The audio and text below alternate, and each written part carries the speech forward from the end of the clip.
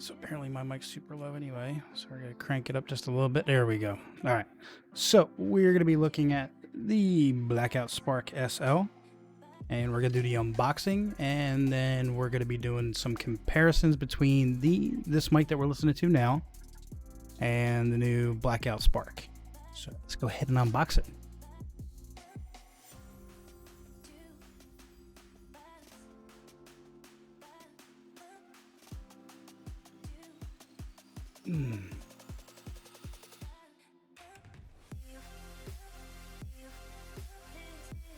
All right. Kind of boring cardboard at the moment.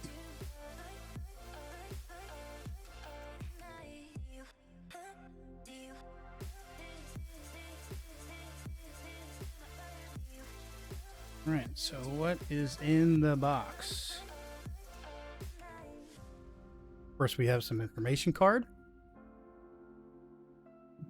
And then it looks like some warranty information, safety, compliance. And then, oh, look at that nice wooden box. All right, start over here.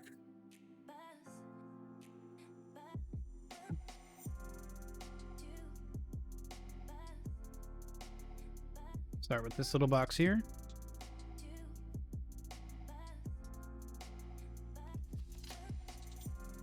All right, so it looks like this is going to be the shock mount. And we just go ahead and get rid of that box.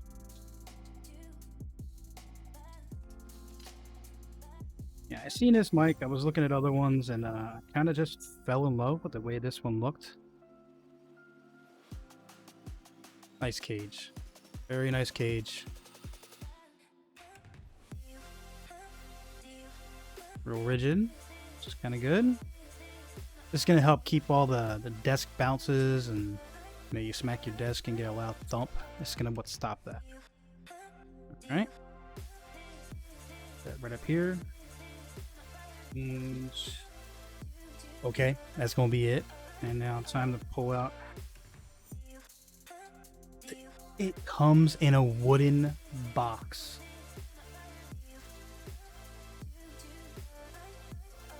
All right, guys. So here we have the blue in this nice wooden box it comes in. The Blackout Spark. This is just beautiful. I mean, you get a box, a wooden box with the mic to keep it in and keep it safe when you're not using it. I guess this is for more or less portability. But ours isn't gonna go anywhere. So let's go ahead and open this. Real slow. Real slow. Okay, I'm building excitement here. Alright, I couldn't wait no more. Alright. Nice foam pad. Okay. Alright. So they put it in a cardboard box, then put it in a wood box, and then put it in a bag inside the wood box. Bonus. Alright. Oh, nice weight to it. Really nice weight to it. Alright, we'll get that out of the box. We'll get that out of the bag in a second. Gonna take another look at the box. We're gonna close it up because we're gonna be installing this soon. So we're not gonna need it. So right now I'm using the Scarlett Studio mic that came with my Focusrite 212. It doesn't sound horrible, but I wanted a better quality mic. So we went with the blue. Actually, okay. So we're going to take this out of the bag. And look at that black finish with the black chrome. Oh yeah. Look at that shine, man. That diaphragm size too. That is pretty damn big. Nice and beautiful. So we have our high pass filter here, which allows you to cut off down to 100 hertz to cut off the low pass. So it gives it more of a high pass.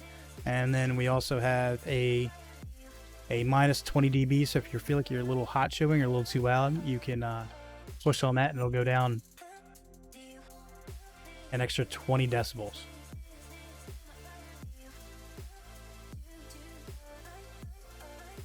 All right, so this is the unboxing.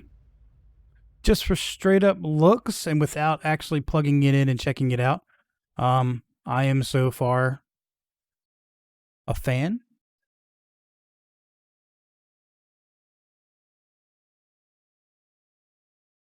Okay, we are recording on the Blue Spark. Again, we are recording on the Blue Spark. This is with the negative 20 dB and the high pass. We're going to turn the low pass on now and still record. This is the Blue Spark with the low pass filter on. And now we're going to turn on the plus 20 dB. This is the Blue Spark with the 20 dB. Wow, that jumped a lot. And now we're going to turn that back off. This is without the 20 dB, and we're going back to normal. Okay, this is how I have my mic set up. And the end of the test. Okay, now we're talking into the Blue Yeti Nano. The Blue Yeti Nano. I'm not sure what this is going to sound like until I listen to it and confirm the difference, but I'm pretty sure it's not going to sound as good as the Blue Spark. Again, this is the recording for the Blue Yeti Nano.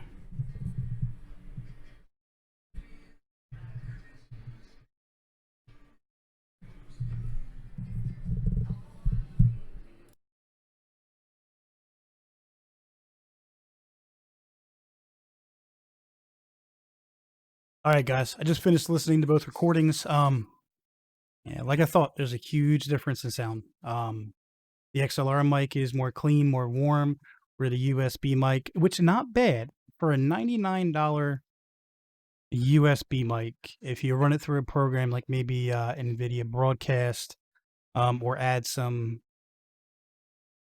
filters through OBS, you can get it to sound pretty good.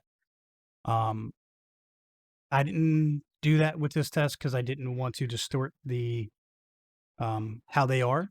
So I put it right into the same program on both, which is right through the computer itself, except for I do have a Focusrite 48 volt phantom volt power, which you do need to run the Blue Spark. You have to have 48 volt phantom power. But you just heard it. Can't deny it. But like I said, I would not recommend this to a beginner streamer. It's a little bit more expensive than what you should be putting into your setup.